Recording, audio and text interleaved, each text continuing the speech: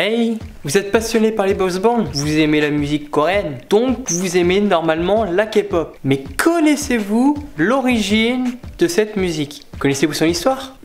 Ça m'étonnerait. Et ben moi je sais, je connais son histoire et c'est avec plaisir que je vais vous l'apprendre. C'est parti?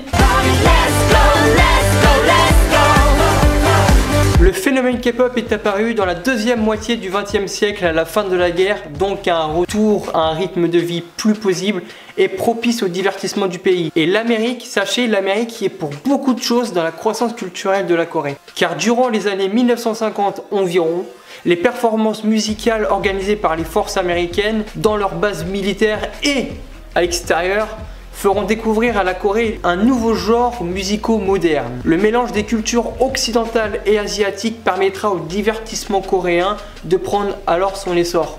Voilà, un moyen de partage quoi. La montée en puissance des boys bands, l'introduction du rock dans les années 70 influencera dès lors une partie de la K-pop, sachez-le. Les groupes commencent à se former et c'est le début du groupe So Tae-jin and Boy en 1992 qui marquera un tournant dans la musique sud-coréenne. Si vous connaissez pas, c'est ça.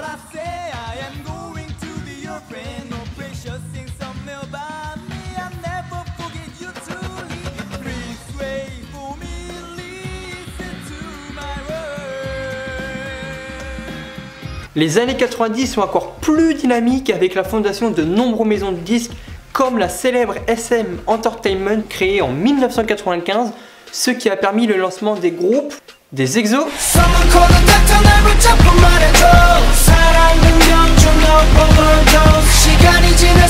ou encore des Girls' Generation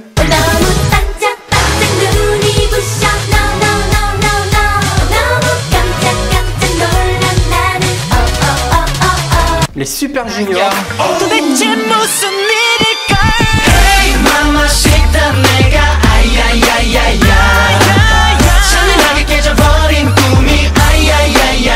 il y en a plein d'autres. Je vais pas tous les citer parce qu'il y en a tellement. Comme autre maison de disques, il y a aussi la YG Entertainment avec les célèbres groupes Big Bang 21 ou encore Icon.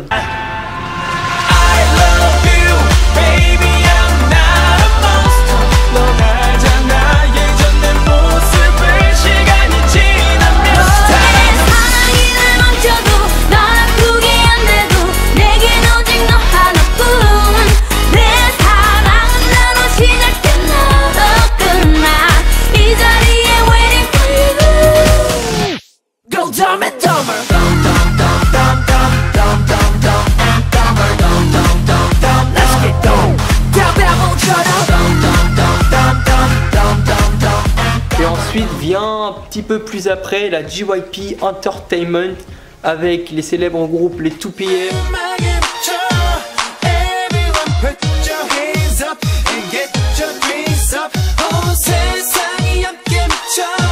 les GOT7,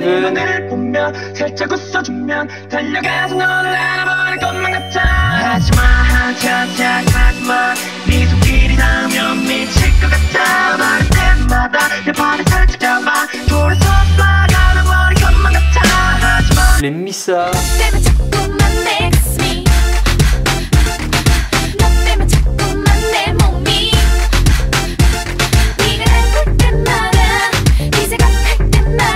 les Twice,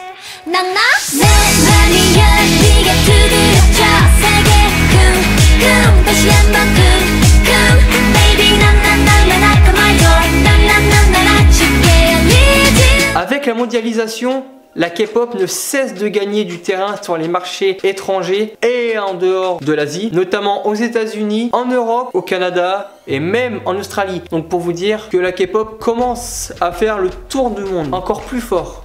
Le surnom vague K-pop tient bien son nom car en 2009, les Wonder Girls, produits par la JYP Entertainment, est devenu le premier groupe, je dis bien le premier groupe coréen à être classé aux États-Unis au US Billboard avec leur single Nobody.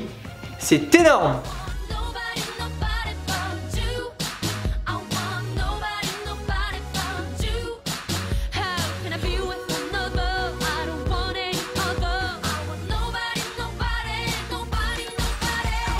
Enfin, la K-pop entre dans l'histoire de la culture musicale asiatique. Je pourrais en citer d'autres artistes, mais la liste commence à s'allonger au fil des années.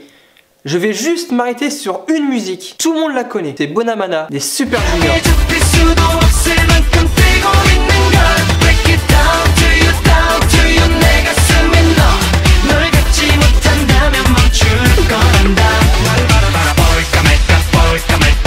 Cette musique a été un énorme succès qui a valu la 7ème place au fameux Billboard World aux États-Unis.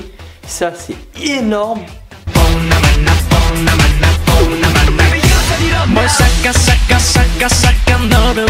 Maintenant, les groupes de K-pop collaborent avec les plus grands producteurs et chanteurs du monde, comme les Jonas Brothers, Kanye West, ou encore Diplo, Chris Brown, will.i.am et plein d'autres. Faut dire que la K-pop maintenant est devenue une culture musicale mondiale. Voilà, vous en savez un petit peu plus sur la création de la K-pop. Et moi je vous dis merci d'avoir regardé, j'espère qu'elle vous aura plu. N'hésitez pas à mettre un j'aime, à commenter et surtout à partager. Si vous avez des questions, n'hésitez pas à m'ajouter sur les différents réseaux sociaux, que ce soit Snapchat, Instagram, Twitter. Tous les liens seront en description de la vidéo. Et moi je vous dis à la prochaine pour une nouvelle vidéo sur la K-pop. Merci d'avoir regardé. Et moi je vous dis à bientôt. Kiss.